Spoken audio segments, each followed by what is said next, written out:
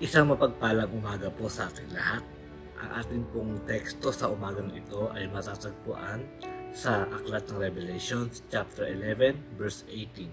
At ang sabi dito, "The nations were angry, and your wrath has come, and the time of the dead that they should be judged, and that you should reward your servants, the prophets, and the saints, and those who fear your name, small and great, and should destroy those who destroy the earth."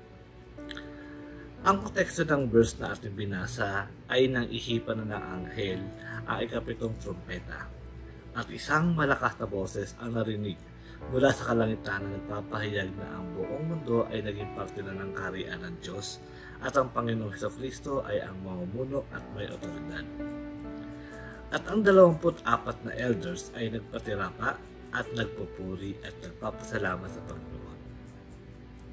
Ngunit kalakip ng lahat ng ito ay ang matinding puot ng Panginoon na hahatol at pupuksa sa kasamaan at mga makasalanan.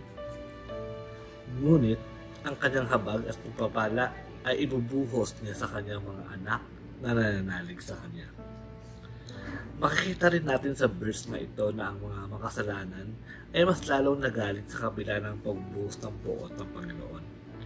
Mas pinili pa rin nila na kalabanin ng ating Panginoon, kaya sila ay atulan at pupuksain.